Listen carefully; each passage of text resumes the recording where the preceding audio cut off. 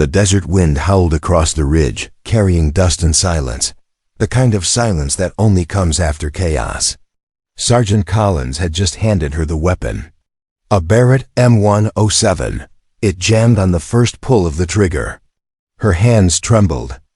Not because of fear, but because she knew what that rifle meant.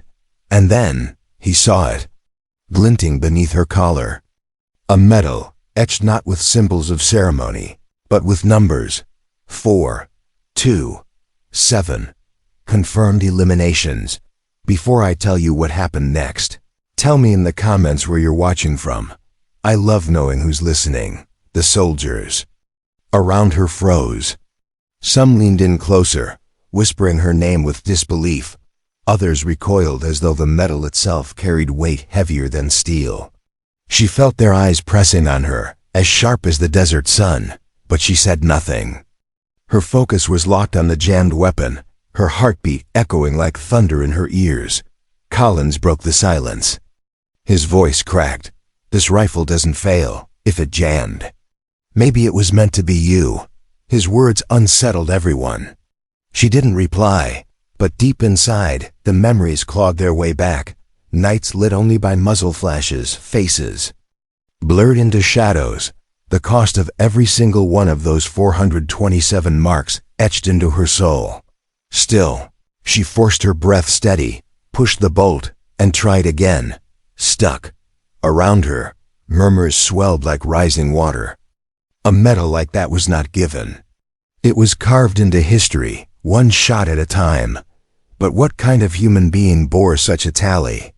A hero, or something far darker? Dust swept across their boots. The platoon shifted uneasily, waiting. Then the sound came, the enemy's vehicles grinding closer, their shadows spilling over the horizon. The jammed rifle, the whispers, the metal, none of it mattered now. What mattered was survival. She dropped the M107, picked up a different rifle from the rack, and took position at the ridge. Her hands no longer trembled. Her eyes narrowed, sharp and unyielding, scanning for the one moment, the one shot that could turn chaos into order. Collins stood beside her, almost afraid to breathe. "I thought you were just another recruit," he muttered. She didn't answer. Instead, she whispered something softer, almost to herself. "They think the number is a crown. It's a graveyard." The enemy convoy crept closer, dust plumes rising like a storm. And then, in perfect rhythm, her rifle thundered. One shot, 2, 3, vehicles buckled. Men scattered.